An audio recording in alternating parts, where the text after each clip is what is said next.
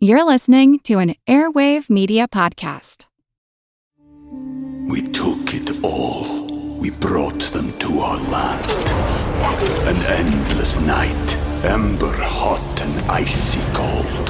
The rage of the earth. We made this curse. Carved it in the blood on our backs. We did not see. We could not, but she did. And in the end... What will I become? Senua's Saga. Hellblade 2. Play it now with Game Pass. Recorded in Chicago, Illinois, with your hosts, Ken, Matt, Neil, and Jeff. This is Triviality.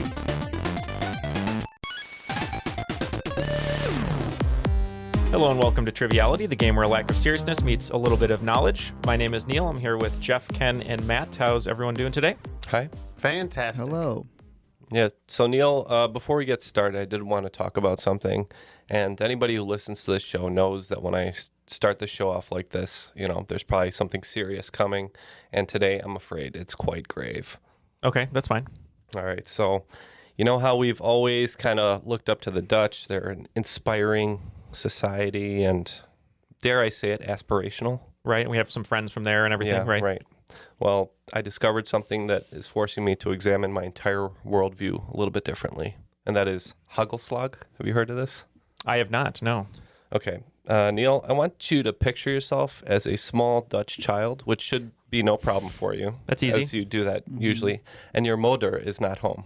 Okay? Okay, So no motor. you have to prepare a meal for yourself using 3 ingredients in the kitchen. What is it? Oh, geez. I'd say something like venison, maybe some whole milk, and a sharp cheddar. Afraid not. Okay. Hagelslag is white bread, butter, and chocolate sprinkles. Okay. And they eat this. So I just need an explanation. I just need an explanation. That's all. So Willem, if you could, just let us know. I'm Email surprised us. you didn't already know about this. You knew about this? Oh, yes. Yeah. You knew about Hagelslag? What a delicious treat. Yeah, I'm a big I don't know. Hagelslager over here. What do you think, Matt? Every day, Hagelslag. This might be a challenge. This might have to be a bet. We should do a Hagelslag challenge. Maybe there's a correct way of doing it. I just want an explanation.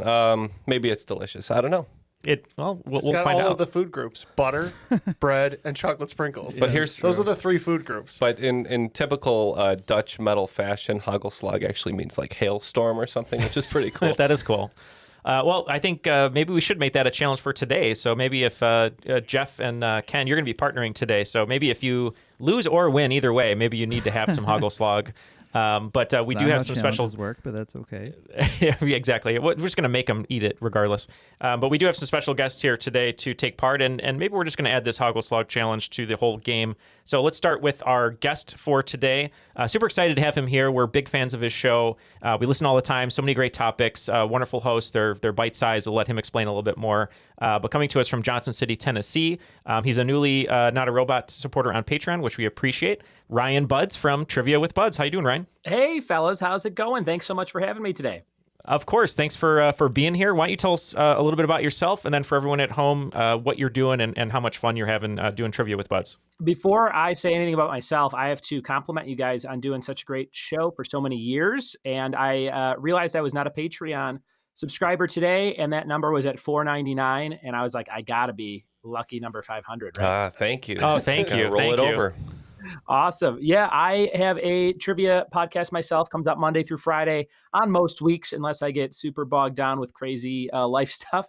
But there's about 2,200 episodes to listen to, and they're bite-sized, under 10 minutes for the most part every episode. And I've been doing it for, I think, 8 years now. It's one of my favorite things to do, and I host a lot of trivia events all over Northeast Tennessee and Southern California, and a lot of virtual stuff these days. Still, I thought the virtual stuff would kind of die down in 23, but we're still going strong with virtual team building activities for different companies and things like that. But coolest show I got to do recently was with the cast of Ted Lasso in Los Angeles. That's so cool. Yeah, the entire cast, one of my favorite shows, got flown out to host trivia for a Emmy award voting kind of event, and got to meet the whole cast and schmooze with them. And the winner of the trivia on the leaderboard, it said in second place, Jason. So I said, Jason, come on up to the stage and get your prize. And it was Jason Sudeikis, star of Ted Lasso. So should hope he knows a bit about it. You know? Yeah, as a creator and star of it,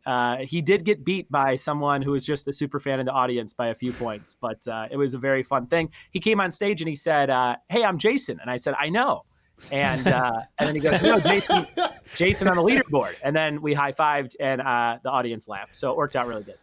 That's so great. That sounds really boring. Sorry I had to do that. And, but I can't believe you had that amazing experience. I went to sleep that night and had to fly back to Tennessee very early the next morning. And I was laying in bed like a little boy waiting for Christmas or something.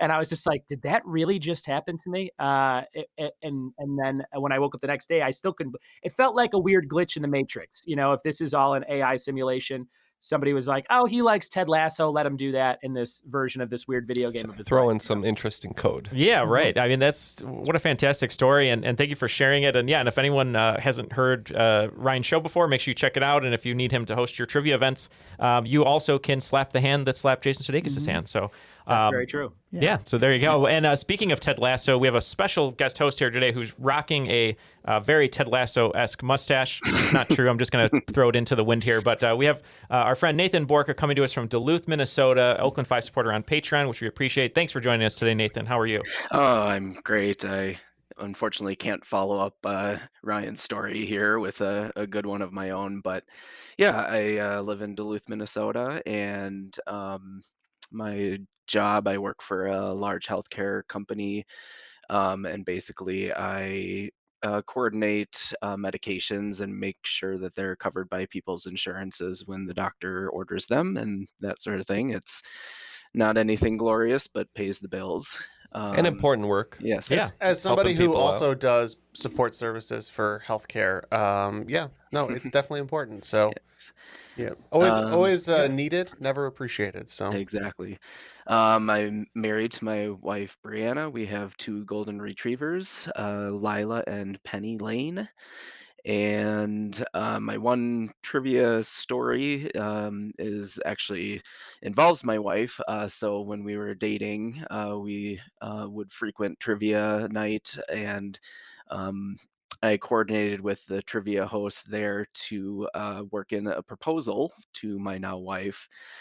So the last question of the day, he brought me on stage to pretend to read a question, but it was actually a proposal to my wife. So very cute. Yeah, that's my trivia story. But yeah, I've always just enjoyed trivia and just kind of random knowledge and that sort of thing.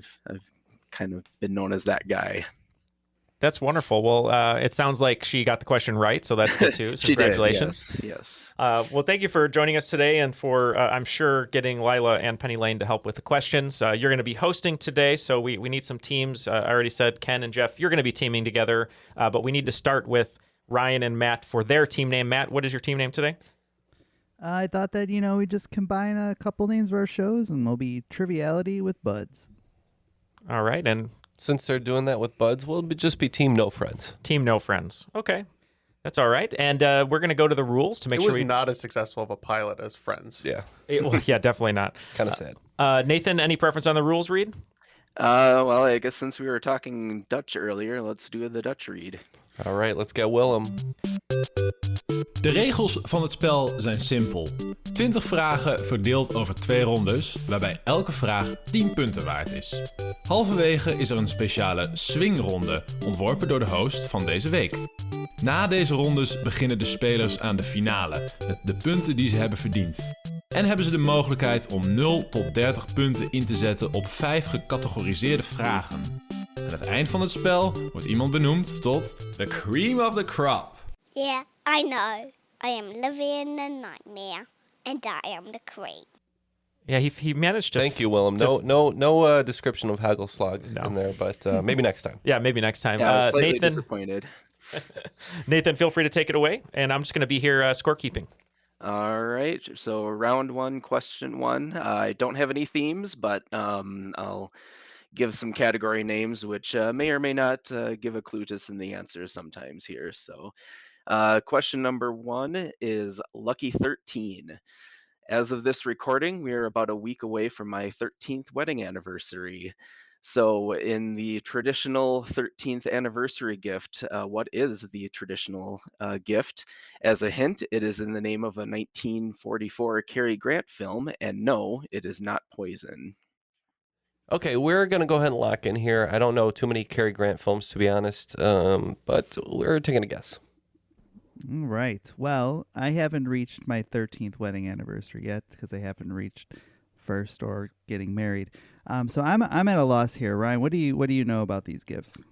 Mine is in 2 years, so I have no idea. I remember the first 5 because you really do those, I feel like, at the beginning, and then you very quickly go, what? Yeah. It's amazing if we even get each other gifts anymore. I'm going to say... They get more You're practical. like, wow, I can't believe this is the Scrimshaw anniversary. Yeah. I do remember there's a very drastic leap where it's like paper, cotton, and then it's like leather. Yeah. Like third year is like sex swing, Oh. Statue of Liberty. Yeah. That's when you got to start spicing it up. Yeah, you got to keep that marriage going. So I know it's not a couple of those very common things. I don't think this is super correct, but I thought of the Alfred Hitchcock movie Rope. I don't know what year that came out, but maybe something out of rope or hemp or something like that. But yeah, that's a very loose guess. Right. I'm okay with maybe like silk. Would it be? Yeah, that sounds like a movie title as well. Yeah. So that makes more sense than rope. So we'll go with silk. All right. We just went based off of what substances we might expect to see in a movie title, and we went with steel. I think what Nathan was going for, I'm just going to step in just for one time here this game, but I believe the poison clue was arsenic and old lace. So I'm thinking it's lace. Yep, Neil is absolutely correct. So no points. It was a reference to arsenic and old lace. So 13th anniversary gift is lace. And so question number 2 in a completely different direction. The category is Oh Baby. And I'm going to give you plus or minus 2 either way on this one. How many times is the word baby used in Justin Bieber's 2010 song Baby? Okay, we've done some Bieberometry, and we have come up with our answer. Are you familiar with the song? I am familiar with the song, and I know I've asked this trivia question before somewhere in my life, but that, somewhere in the last 13 years. Well, the chorus goes, baby, baby, baby, oh, baby, baby, baby, oh. And it does that twice. So there's at least 12 per chorus, and I'm guessing 3 choruses. Maybe an outro. So I'm thinking it's either... It's like 36 to 50, somewhere in there? Yeah. And I would lean 48, I think. I think they do it 4 times. I would say anywhere in the 40s I'm comfortable with. So if you say 48, that's good. Okay, we'll lock in with 48. So we're going a little higher. We actually think he does it 9 times per chorus, and we think they're double choruses. So that brought us up to 54, and we're adding two more just for any random babies in there, so 56. All right, well, points to one team. I did not count this myself. I'm basing off what the internet says, and the internet is always right. 56 times is wow. Wow. Come on. And, what? It was and the a little 2 bit random of babies. extra trivia. So 55 times is from Justin Bieber himself, and 1 time from Ludacris. So as the breakdown. I literally just pulled out my songwriting instinct there, and that's what we came up with. I bet you guys feel dumb not knowing one of those was from Ludacris. Yeah, really Exactly, dumb. yeah. Seriously. Yeah. I didn't even, to be honest, I did not know Ludacris was in the song.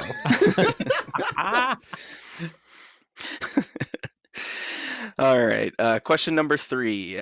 Category is the Good Old Boys Club. Presidents Eisenhower and George H.W. Bush are among the non-professional inductees in the World Hall of Fame in what sport? So I wanted to pick a silly sport. Jeff said a reasonable answer, and we're going to go with the reasonable answer. So what are you guys saying? Ryan, do we have a reasonable answer? That would be negative. I know more about Bieber than I do about either of these guys. Well, if it was his son, I would have said ski shots or beer pong. But we're talking about the father, and I believe he was a large fisherman. I don't know if Dwight also was fishing, but I think that fishing is probably the answer here. Is fishing considered a sport, like a sport? Well, it is by those who fish, and by everyone else, not as much. But by them, they say it's a sport. And I think that we should lock in with fishing. I imagine it wouldn't be a big deal if there was a cheating scandal if it wasn't a sport. So that's actually a really interesting answer. But we went with football, just figuring that was a pretty common thing that people like to do. All right. Well, unfortunately, no points on this one. The answer in this one is golf. Eisenhower was actually a really big golfer, and there was a big golf boom in the 50s. He was a big proponent of it. And actually, I mean, George H.W. Bush comes from a pretty big golf family. The Walker Cup is named after his, I believe, grandfather, and obviously where George Herbert Walker gets his name from. So I never even put that together. Yeah. I always thought it was Herschel Walker, and he was a big football guy. That's my fault. All right. Question number 4. Curses foiled again. In classical music, what number symphony is considered cursed, as several composers, including Antonin Dvorak, Franz Schubert, and Gustav Mahler, died before completing their next symphony? You think it's a single digit for sure? I do think it's a single digit, but What about ninth? Ninth? Yeah, it's as good as any other answer. And, less than 10. Couldn't make it. What a shame. We'll say 9. Ladies and gentlemen, this is Symphony number 9. Bump, bump, bump, bump, bump. Yeah, we said 9. All right, points to both teams. I purposely left off the most famous one, which is Beethoven. Yep. Yeah. Kind of the reason I came up with that question. I sing with the Duluth Superior Symphony Orchestra Choir, and we had our concert last night, and we sang Beethoven's Ninth. So that was kind of on my mind. But yeah, several composers have died after completing their Ninth Symphony. All right. Question number 5. Category is Danger is My Middle Name. In 1963, the New York Zoo's Great Ape House had an exhibit named The Most Dangerous Animal in the World. What did this exhibit feature? I think I know this one, but do you have an idea? It's an ape house, so I'm thinking gorilla. Does gorilla work for you? I think that this was like a commentary piece, and it was a mirror, and you were the most dangerous. Okay, that makes way more sense. Much like we won the Time Person of the Year when it was you, and this was also. I like it. Congratulations on that, by the way. Previous award.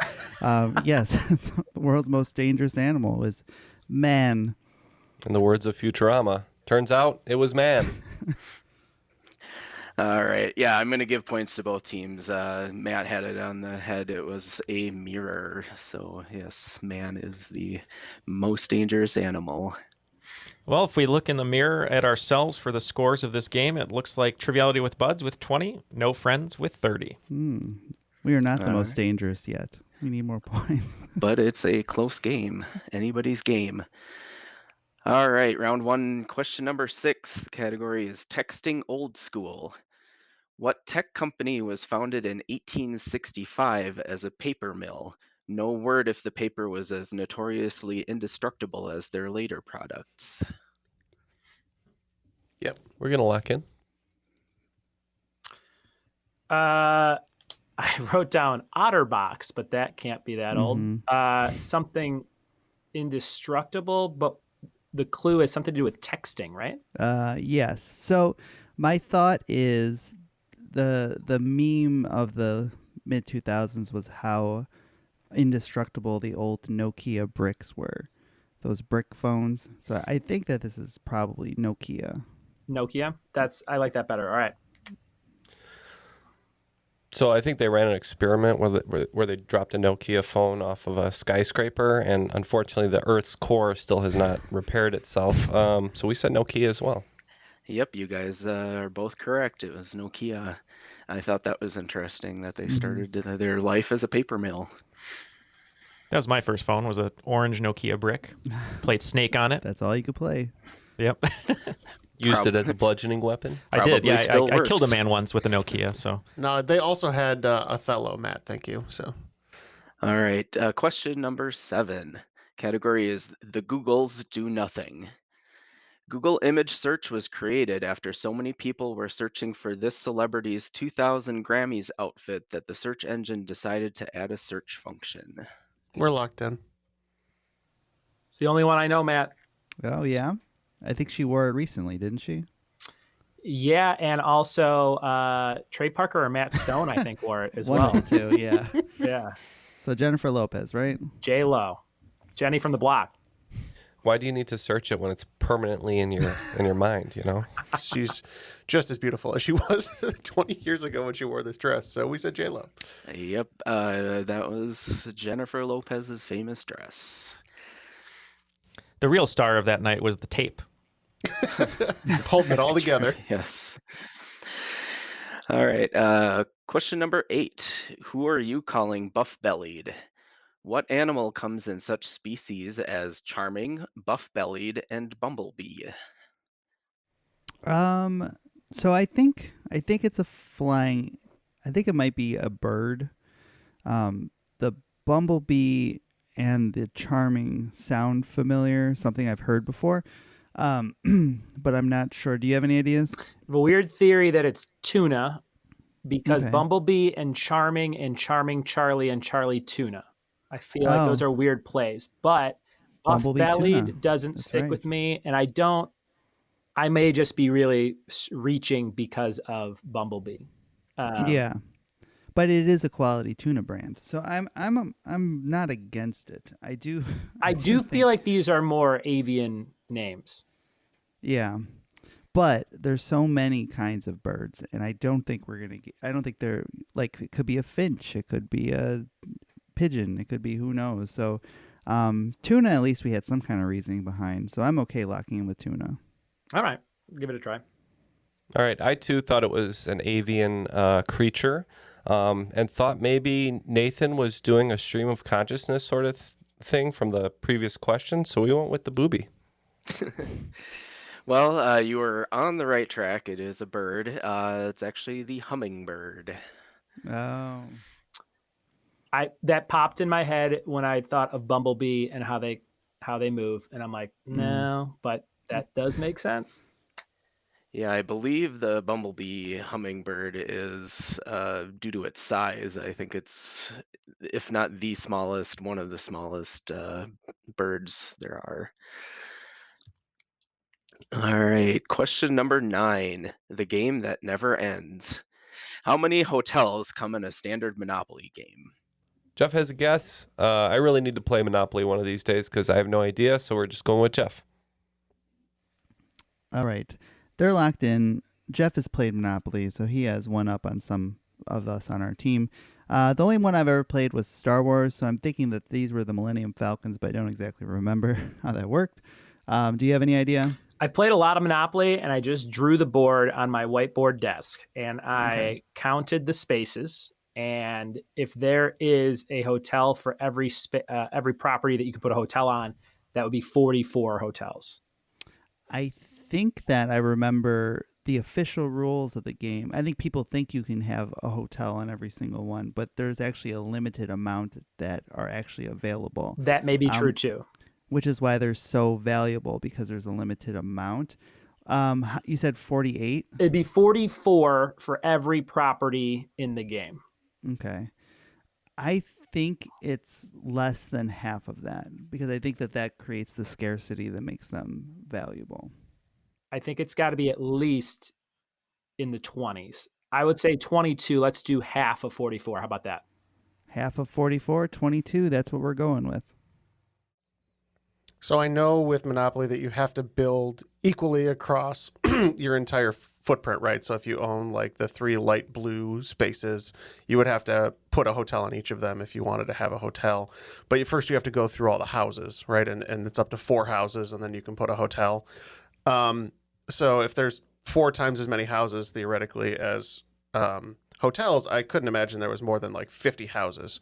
So we settled on 12 hotels.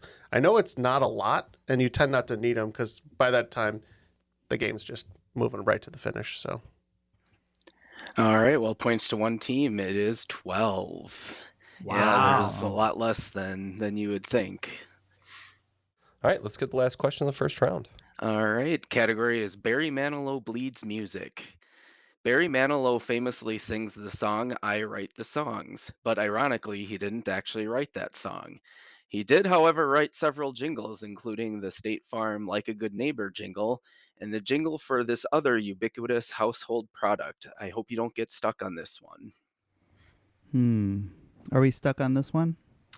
I think so. What is the name of something? The Band-Aids? Band-Aids, something, you're stuck on Band-Aids because Band-Aids are stuck on you? Something like yeah, you're stuck on Band-Aid brand because Band-Aids stick on you, I believe. That sounds like a Barry Manilow jam, in my opinion. He's rocking out in the booth to that one. He follows up Copacabana with that jingle at his concerts, I believe. I think we can lock in with Band-Aid. Yeah, I'm stuck on Band-Aid brand because Band-Aid's stuck on me, Ken. Oh, I do know that song. Okay. All right. Yep, you guys both picked up on the clue. I also had added the clue in the name of the category, Barry Manilow bleeds music. It is Band-Aid. I'm going to need those clues on every question. We just kept ignoring it. It's what is that called when a brand is so ubiquitous that you use it instead of like the like Kleenex instead of Kleenex tissue or Q-tip instead of. There's a name for that, but I can't remember. Well, speaking of Q-tips, we've cleaned out our ears a little bit, so the scores have gotten higher after hearing the questions. So it looks like Triviality with Bud's going to pick up 30 points, bringing their total to 50 before the swing round, and No Friends picking up 40 points, bringing their total to 70. So slight bigger lead for the No Friends team. All right, so the swing round I have named Almost EGOTs. So, of course, recently Viola Davis became the 18th EGOT winner when she picked up her Grammy earlier this year. These are going to be people who have 3 of the 4, and so in this swing round, I will give you a name, and you tell me which EGOT award they are missing from their collection. Sounds good. All right, number 1 is Julie Andrews. Number 2, Cher. Number 3, Elton John. Number 4, Quincy Jones. Number 5, Bette Midler. Number 6, Liza Minnelli. Number 7, Lin-Manuel Miranda. Number 8, Helen Mirren. Number 9, Al Pacino. And number 10, Barbara Streisand. All right, we have our figures. We will try to figure out what they're missing, and we'll be right back after these messages. Hoo-ah. We took it all. We brought them to our land. An endless night, ember hot and icy cold. The rage of the earth. We made this curse. Carved it in the blood on our backs. We did not see. We could not, but she did. And in the end, What will I become? Senwa Saga. Hellblade 2. Play it now with Game Pass. Okay, all the answers are in. Let's see what the scores are going to look like after the swing round. Nathan, take it away. All right, for number 1, Julie Andrews. Man, I said Julie Andrews is missing an Emmy. Yeah, I can't picture her on TV, so we also said Emmy. All right, no points on this one. She's actually missing a Tony, which is surprising. Yeah. Okay, number 2, Cher. For that one, we said Tony. Yeah, we're sure about the Oscar. That's a pretty known trivia fact, and we think maybe it's a Tony. All right, points to both teams. She's missing the Tony. Number 3, Elton John. Again, can't really picture him doing something on TV, so we said Emmy. We also said no Emmy for Elton. And both teams correct. No Emmy for Elton. Number 4, Quincy Jones. For that one, we thought no Tony. We weren't sure. It was a toss-up between Oscar and Emmy for us, and we went with Oscar. All right. Points to Triviality with Buds. No Oscar for Quincy. Number 5, Bette Midler. On that one, we said no Emmy. We said no Tony. No points on this one. The Divine Miss M is missing an Oscar. Number 6, Liza Minnelli. So for this one, we thought no Oscar, because surely she's won a Tony, right? This was a total guess for us, and we thought it'd be weird if she didn't have a Grammy, so we went with Grammy. All right. Again, points to Triviality with Buds. No Grammy. I believe she has her Oscar for Cabaret. That's correct. All right. Number 7, Lin-Manuel Miranda. So we know he's nominated a lot for Oscars, but I can't see him accepting award on the Oscar stage. So we said Oscar. We said no Emmy for Lin-Manuel. All right. Points to no Friends on that one. No Oscar. He's been nominated a few times, and I think he'll get there someday, but as of right now, no Oscar. Number 8, Helen Mirren. We went with Grammy on this one. This one we went Oscar. All right. The Queen, Matt. Yeah, she does have an Oscar for the Queen, but she does not have a Grammy. Number 9, Al Pacino. What, you didn't hear my spoken word poetry audio cassette? We said Grammy. We also said Grammy. All right. Points to both teams. Al Pacino does not have a Grammy. That would be shocking. Like, that one was the only one I was like, for sure. There's no way. We suggested it was for the Dunkachino song from Jack and Jill. Yeah, number 1 Billboard hit. All right. And number 10, Barbara Streisand. We thought no Emmy. We went no Tony on this one. And points to Triviality with Buds. Babs does not have a Tony. Crazy. Ooh, we did not do as well in this swing round. I think we did better than we thought we did. Oh, yeah. You guys did pretty good. You did. Triviality with Buds picking up 30 points, bringing their total to 80. And No Friends picking up 25 points, bringing their total to 95. All right. Let's get into round 2. Question 1. Category is Lonely People.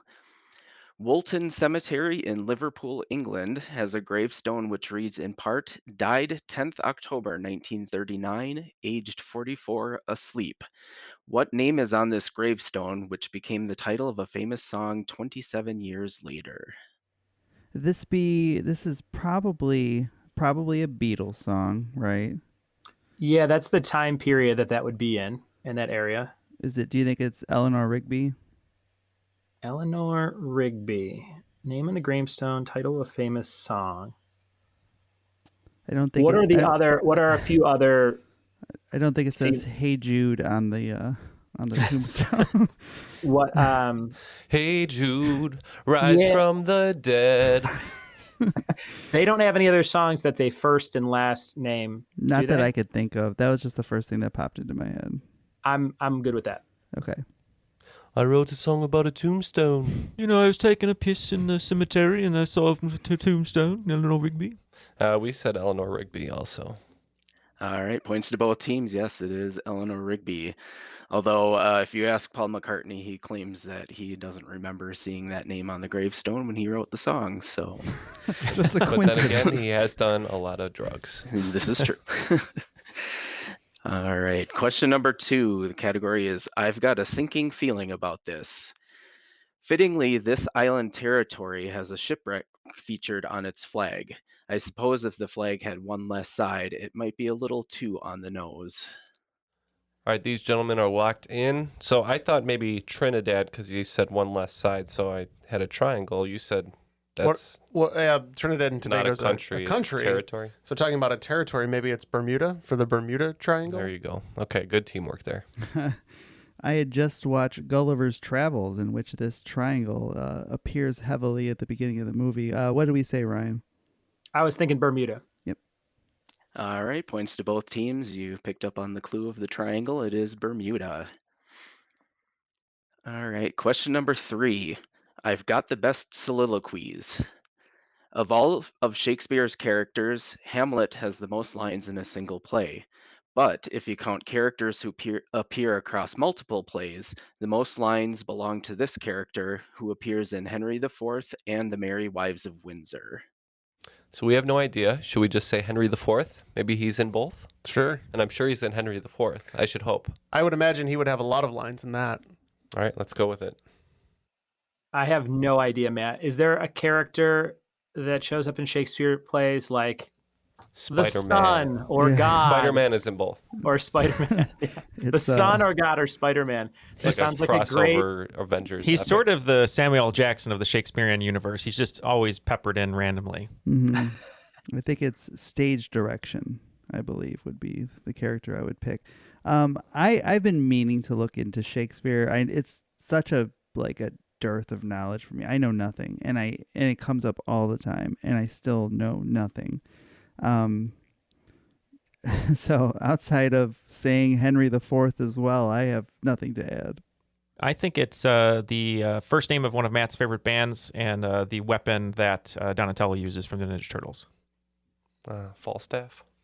Yep, Neil is correct. It is Falstaff. Good pull, Ken. That one was a hard one. Yeah.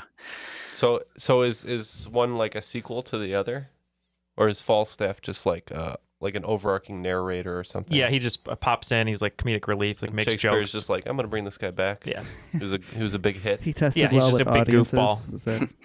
It's basically like Jack. If you put like Jack Black in like random movies, and he comes in for like 5 minutes and then he leaves. All right, question number 4. Do you want to see a dead body? What you need? Is that the question? No. That's no. Move on. No, it's Yes. almost 2 of our episode titles, though. Yes, Points please. to both teams. Yes, you want to see a dead body. No. All right. Question number 4. The category name is: Do you want to see a dead body? What unique animal's name comes from the Norse meaning corpse whale due to its mottled coloration and its habit of lying near the surface, leading people to believe they were seeing a dead body? So yes, as Jeff was alluding to, we have a episode titled "Do You Want to See a Dead Body?" and another episode titled "Do You Want to Smell a Dead Body?" So maybe this episode would be "Do You Want to Touch a Dead Body?" I like that. Yeah. The Dead Body series. Yeah. The only thing I have is that Corpse Whale would be a cool name of a metal band. But I have nothing else to also add. have nothing to contribute. I keep thinking of it. I'm like, does a walrus lay on its back like that? And I'm like, I would never see a walrus with the tusks sticking out and be like, that's got to be a dead body. Check out that guy. He's okay. Look at that guy's teeth. Although sailors back in the day were seeing all kinds of stuff, so Yeah. So that's the only thing is it has to be vaguely human shaped as far as like what you would see floating. Maybe Mermaid. Final answer. Hippopotamus, maybe. It seems like they kind of float near the top. I like it. That is what I was trying to come up with, something that at least comes to the top of the water. So I think that sounds good. Okay, we're going to go with hippos. not a bad guess. We're saying the beluga whale. So points to neither team on this one. This one is probably my favorite animal. It's definitely unique. It is the narwhal. Had it written down too. Popped in my head, and I thought that tooth, that wouldn't look like a human, would it? Yeah, you wouldn't think so. Well, although I assume that the wall part was from like tooth because the walrus is narwhal, but okay. Yeah, I thought about throwing in the scientific name, which is Monodon monoceros, but I thought that might be a little, maybe. Would not have helped me. Neil, you got any fun narwhal facts? I just heard it's conjecture, so that they may or may not. They be may real? or not be real. Okay. Yeah, I did learn a new word though. Looking up mottled coloration, it says the presence of spots or streaks of a particular color, usually reddish, yellowish, or white, which may exist in certain soil horizons. I like that name, soil horizons. Okay. That's definitely a metal band name. Yeah, Soil Horizons. definitely. Or Soiled Horizons Oh, if you have a really no. long So show. I hear Soiled Horizons is playing with Corpse Whale this evening. All right, question number 5. The category is none in a blue moon. Because of the length of the lunar cycle, it's possible for the month of February to pass without having a full moon. This last happened in 2018 and will happen again in 2037. But in February 1608, and which will happen again in February 2572, what even rarer occurrence happened on those dates? It's saying February doesn't have a full moon at all. So it's got to be something more than that. Weekly, maybe 4 or 2. I think 4 would be a lot. Maybe Okay. maybe Maybe 2. 2 full moons. I feel like that's kind of like a not that exciting of an answer. That's like, all right, Yeah. great, 2. 4 seems like it'd be a real event. Yeah, and we're not going to be around to see it. So. Yeah. Oh, what a shame. If I could visit one date in the future, it would be this one. Can't wait. We'll say 4 full moons. It would be a real event in terms of cataclysm for our planet and gravity. But what did we have? So we think if the lunar cycle is about a little over 28 days, that if you had like a leap year, you could potentially have And a it full was moon. lined up just right. Yeah, you could have one maybe on like the 1st and the 29th. We said 2 full moons. All right. Well, Jeff was on the right track. These were leap years, but it actually happened that there were still no full moons on the leap year. Oh, wow. So close, but not quite. Went the other way on that one. After 5 questions in the second round, it looks like Triviality with Buds picking up 20 points, bringing their total to an even 100. And No Friends picking up 20 points as well, bringing their total to 115. Still anyone's game, but right in the middle of this score update, just wanted to say thank you so much to all of our Patreon supporters, including Ryan and Nathan, for helping support the show. If you want to join them, you can go to patreon.com/trivialitypodcast, where you'll get a lot of great perks, stickers, and audio bonuses, boxes, posters, all that good stuff, depending on what level you're at. Or if you want to make a one-time contribution, you can go to our TeePublic store and grab a T-shirt or sticker from over there, or just tell a friend about our show. We'd really appreciate that. So if you'd like to join Patreon to help our show continue to grow, go to patreon.com/trivialitypodcast, and we would very much appreciate it. Nathan, let's move on to question 6. All right. Question number 6 is band name origins. What rock band, which formed in 1994, takes its name from a term used by the Allies in World War II to describe various unidentified flying objects? Reluctant. Interesting. Do you know this one, Ryan? I was waiting for it to pop up in the chat so I can kind of look at it. Gotcha. Do you have any initial thoughts? I believe it is a Dave Grohl band. I'm almost 100% sure it's Foo Fighters.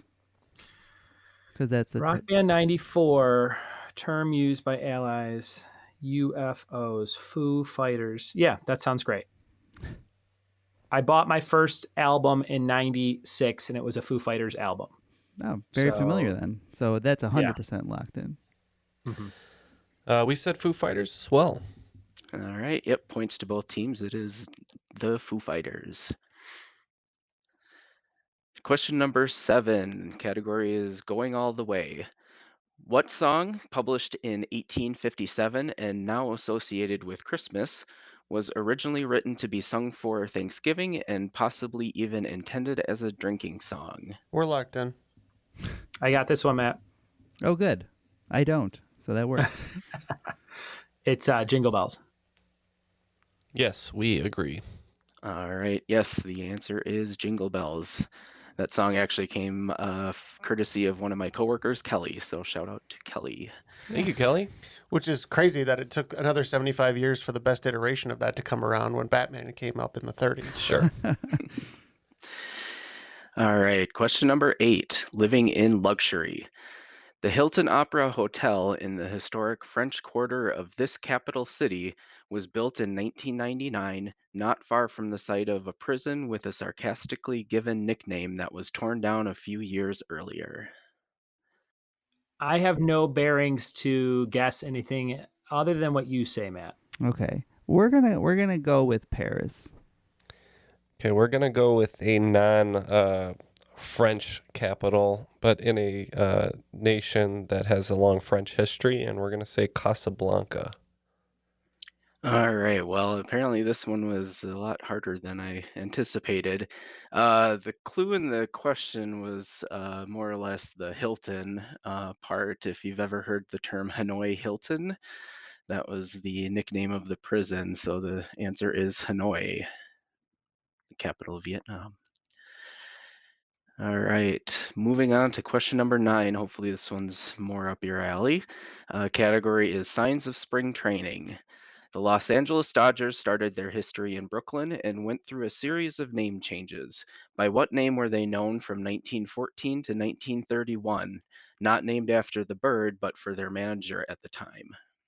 What about another bird from like Oriole, like something that is used now? You know what I mean? Or Maybe something like an egret. Let's go Oriole. That could be something. Oriole. Okay. Yeah, we did not know anything via the baseball history, but we just picked a bird that could also be a dude's name per the question, and we said robin. The robins. All right. Points to no friends. It is the Robins. The manager was named Wilbert Robinson. They were also known as the Bridegrooms at one point. They were also known as the Superbas. I don't know if that's how it's pronounced, but Superbas. And the Bridegrooms and just the grooms for a time. They got to work on these names. Yeah. All right. And question number 10. The category is the shape of you. If something is described as oviform, it means egg-shaped. What shape does pyriform describe? Matt, what about like a coil shape? Because of a python can coil, you know what I mean? Something like that. It's possible, but I think that the OVI is Latin based, and I think that the pyra is also more Latin based when we're looking at the shape. I don't know what pyri or piri would be, but if you're looking at shapes, round, egg shaped. My thought was potentially pear-shaped, meaning smaller at top and then rounder on the bottom. Mm-hmm. I think that might be it. Okay. But because I think it's also a round shape. But I don't know. I'm down with that. I think it sounds good. Okay. I like your reasoning. We'll go pear-shaped. Okay, we were taking a little cue from the category name and figured it might be an Ed Sheeran hint. So we said X because I believe he had like a multiplication symbol as one of his albums. So we said X, like cross-shaped. All right. Well, points to one team. It is pear-shaped. Good pull, Matt. So I will draw an X over that answer. But not a minus at least. So that's good. Now I'm a notorious Ed Sheeran hater. But the way he won that lawsuit by playing a bunch of songs with the same chords in court is pretty BA. I got to give him credit. He said he was going to retire from music forever if he lost that lawsuit. Yeah, so I kind of had my fingers crossed. But he was right. He should have won that, and he did. So at the end of regulation, it looks like Triviality with Bud's going to be picking up 30 extra points, bringing their total to 130. And No Friends picking up 30 points as well, bringing their total to 145. So 15 points is all that separates both of these teams. Let's hear what those categories are for the final round, Nathan. All right. Well, I am a Minnesota guy, so I had to go with the following categories for final round, and they are Twins, Vikings, Wolves, Wild, and Lynx.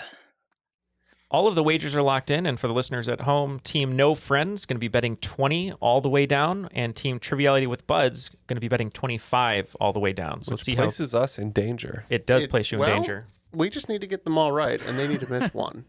So, we'll see what happens. What are the questions? All right. In the category of Twins, Twin brothers Norris and Ross McWhirter co-founded what superlative book series in 1955, now published in 100 countries and 23 languages? In the category of Vikings, characters in which composer's 1870 opera Der Ring des Nibelungen helped to create the false stereotype that Vikings wear horned helmets? In the category Wolves, what autoimmune disease, whose full name translates to wolf redness, was named because 18th century doctors thought it was caused by a wolf bite? In the category Wild, wild rice, like domesticated rice, is grown in shallow water in small lakes and slow-flowing streams. With 7.1 million pounds produced in 2021, what state is the largest producer of cultivated wild rice in the world? And in the category of links, this is kind of an SAT type question. So Alicia Silverstone is to Rachel Blanchard as Christy Swanson is to blank. There are the questions. We will do our best to answer these, and we'll be right back after the messages. All the answers are now in. Let's go back to Nathan for the questions one more time. We'll see how this all shakes out. All right. In the category of twins, twin brothers Norris and Ross McWhirter co-founded what superlative book series in 1955, now published in 100 countries and in 23 languages? So 2 words jumped out to us. One is co-founded, implying that it wasn't them who wrote it, and the other is superlative. So we thought it was maybe the Guinness Book of World Records. We agreed, and we also said Guinness Book of World Records. And both teams are correct. All right. In the category of Vikings, characters in which composer's 1870 opera Der Ring des Nibelungen helped create the false stereotype that Vikings wear horned helmets? We said Wagner. And I didn't even read the part that it was about a composer. So, whoops. I said Flight of the Valkyrie, which I was not even close to anything. All right. Well, that is the song in the opera, but yes, the correct answer is Wagner. Richard Wagner. Richard Wagner. Apologies to my poor German pronunciation on that.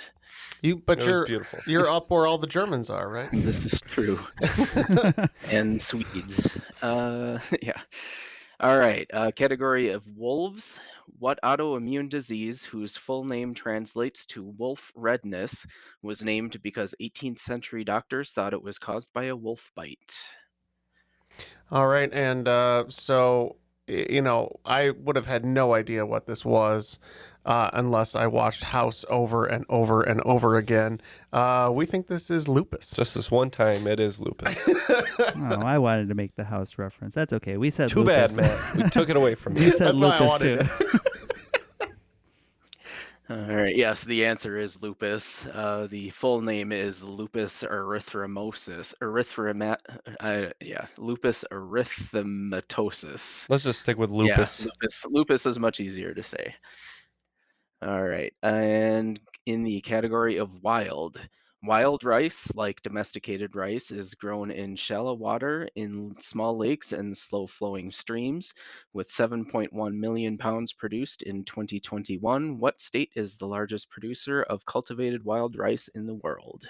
So we're saying lots of lakes and streams and stuff. So we got to go with the hometown Minnesota answer. We went somewhat the opposite, way further south, thinking somewhere that maybe eats a lot of rice, a little bit hotter, and we went with Louisiana. All right. Well, points to no friends. I did have to throw in the home state trivia, and there it is, Minnesota. I mentioned this might have been the Homer question of the night, and it was. Dang it. All right, and the final category, links. Alicia Silverstone is to Rachel Blanchard as Christy Swanson is to blank. So we knew Alicia Silverstone is most famous for playing Cher in Clueless, and Christy Swanson most famous for playing Buffy, but we couldn't quite get this connection because we didn't know who Rachel Blanchard is. So we just went with Cher, thinking maybe Christy Swanson was also in Clueless and Rachel Blanchard was her character or something like that. We went with Sarah Michelle Gellar, just thinking the connection to TV shows. Alicia Silverstone, Cher in the movie, maybe Rachel Blanchard, the actress on the TV show, and then Christy Swanson in the movie Buffy, and Sarah Michelle Gellar on the TV show. All right. Yep.